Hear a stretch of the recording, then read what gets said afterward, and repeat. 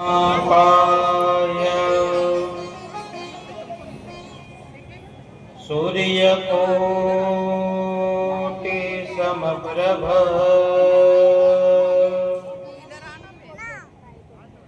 निर्विघ्नं कुरु मे देव सर्वकार्येषु सर्वदा।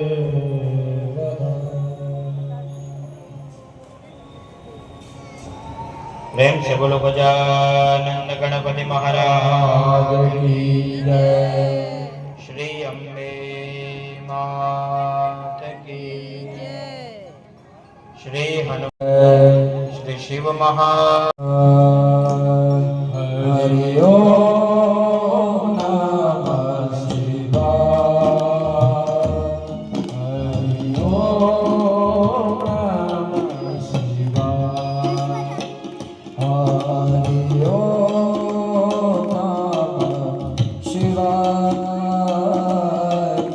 हरि ओम नमः शिवाय। करताल बजाते हुए प्रेम से ओम नमः शिवाय। हरि ओम नमः शिवाय।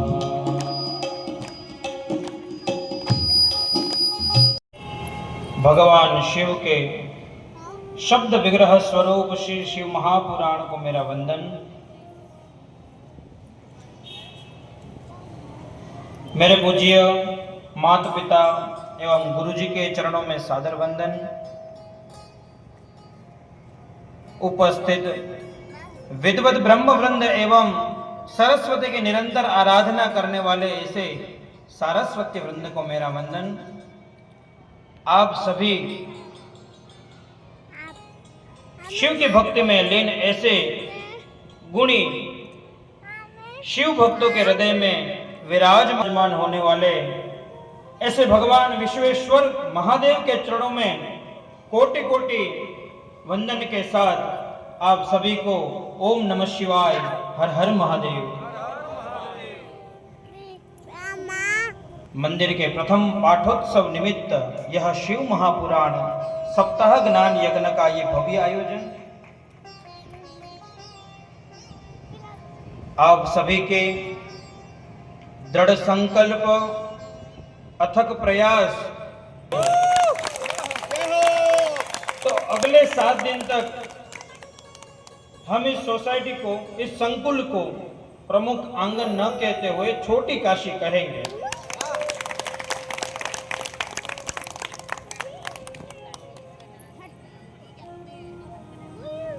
बहुत सुंदर व्यवस्था की आपने। जो बड़ी बात थी कि पहले दिन आप हमें आस्वादन करवाइए, आप हमें उसको प्राप्त करवाइए। और शिव महापुराण की कथा यानी 3 झ को एक साथ जोड़ने की कथा है। कितने? 3 झ को। पहला जग, दूसरा जीवन और तीसरा जगदीश। जीव, जगत और जगदीश का नाम है शिव महापुराण कथा। जीव यानी हम, ये जगत है और ये जगत क्या है? मिथ्या है। तो इस मिथ्या को कौन समझाएगा? तो जगदीश। तो जीव, जगत और जगदीश तीनों को एक शिव आदि महाशिव के मुख से उत्पन्न हुई। महादेव ने मां पार्वती को सुनाई। तत्पश्चात वेद व्यास जी ने अपने कृपा पात्र शिष्य सुत जी महाराज को सुनाया और सुत जी महाराज ने शौनकादि ऋषियों को सुनाया और उसमें से जो सार उत्पन्न हुआ है वो मैं आपको सुनाने वाला हूं अगले 7 दिन तक। नहीं, स्वयं यमराज धर्मराज के रूप में आते हैं। यमराज और धर्मराज दोनों अलग है, लेकिन धर्मराज स्वयं लेने के लिए आते हैं। आपके आसपास कहीं पे भी अगर कथा का आपको पता चले कि कथा हो रही है तो बिना किसी आमंत्रण के, बिना किसी मान सम्मान की अपेक्षा किए हुए आपको वहां पर पहुंच ही जाना है।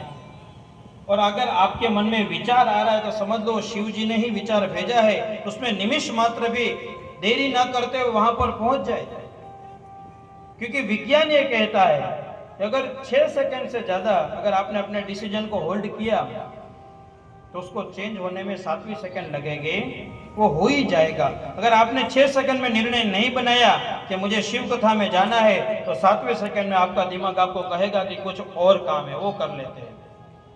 तो जब पता चले कि हमारे आसपास कोई भी जगह, कोई भी कथा, शिव कथा हो, भागवत हो, देवी पुराण हो, जो भी हमारे आसपास में कथा हो, उसका आस्वादन करने पहुंच ही जाना है। एक मुहूर्त यानी 1.25 घंटा, हम कहते हैं चौघड़िया, तो वो 1.25 घंटे का होता है। अगर उस 1.25 घंटे के अंदर उतना समय मिल जाए तो ठीक है, अगर उसमें उससे भी कम मिले तो उतने समय के लिए जाए, अगर कुछ ना मिले तो 5 मिनट मिले तो 5 मिनट, लेकिन वहां पर हाजिरी हमको लगाकर आना है।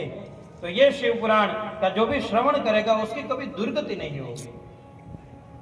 गति और दुर्गति, गति देने वाला ये है। कहते हैं कि पापी से पापी और अधम से अधम कर्म करने वाले को भी यह शिव महापुराण बचा लेता है। शिव महापुराण के अंदर 7 संहिताओं का उल्लेख है। सबसे पहली जो संहिता है उसका नाम है विद्येश्वर संहिता। संहिता भागवत जी के अंदर स्कंद लिखे गए हैं और शिव महापुराण में संहिता लिखी है। रामायण में कांड लिखे गए हैं, 7 कांड है। भागवत जी में 12 स्कंद है और शिव महापुराण के अंदर 7 संहिता है। पहली संहिता विद्येश्वर संहिता, दूसरी संहिता का नाम है रुद्र संहिता, तीसरी संहिता का नाम है शतरुद्र संहिता, चौथी संहिता का नाम है कोटि रुद्र संहिता, 5वीं संहिता का नाम है उमा संहिता, 6ठी संहिता का नाम है कैलाश संहिता और 7वीं और मुख्य जरूरी संहिता का नाम है वायव्य संहिता। ये 7 संहिता अलग अलग विभाजन किया गया है 24,000 श्लोक के अंदर।